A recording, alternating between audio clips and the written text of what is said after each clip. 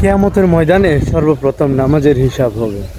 যার নামাজ ঠিক তার সব কিছু ঠিক। সর্বাবস্থায় আল্লাহ পাকের হুকুম, নামাজ আদায় করার চেষ্টা করবো ইনশাআল্লাহ। আজ পবিত্র জুমার দিন, আসুন সবাই নিয়ত করি আজ থেকে 5 ওয়াক্ত নামাজ আদায় করবো ইনশাআল্লাহ। পরিস্থিতি যেমনই হোক, মুখে কিন্তু হাসি থাকতেই হবে, সেটাই তো মানুষ।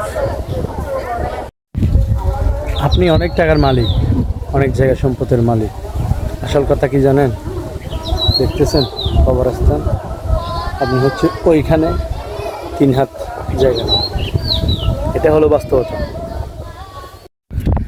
আল্লাহ পাকের দেওয়া পৃথিবীতে সবচাইতে বড় নিয়ামত হচ্ছে কি জানেন? আল্লাহ পাকের সুস্থতা। আল্লাহ তাআলা কোরআনের মধ্যে বলেছে, লাইন শাকারতুম লাযিদান্নাকুম ওয়ালাইন কাফারতুম ইন্না আযাবি লাশাদীদ। তোমরা যদি আমার পক্ষ থেকে ছোট্ট নিয়ামত পেয়ে থাকো, তাহলে আমার কাছে শুকরিয়া করো। আল্লাহ পাক শুকরিয়া করলে নিয়ামতকে বাড়িয়ে দেয়। তো আমরা সবাই আল্লাহ পাকের দরবারে শুকরিয়া করব ইনশাআল্লাহ।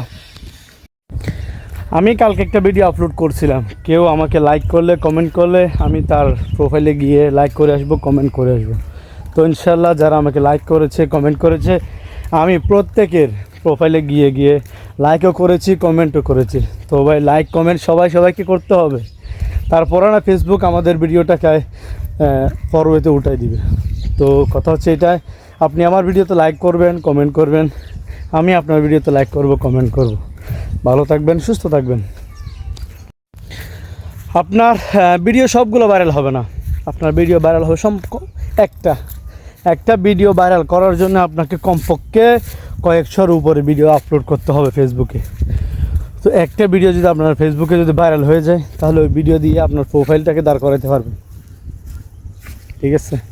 তো সেই জন্য আপনি ভিডিও আপলোড করতে থাকুন, ইনশাআল্লাহ আপনার একটা ভিডিও একদিন ভাইরাল হবেই। ভালো থাকবেন, সুস্থ থাকবেন। একা পথ চলা শিখুন, কারো হাত ধরে নাও। সব সময় নীতি কথা দিয়ে কাজ হয় না, কিছু সময় কঠোর কথা বলতে হয়।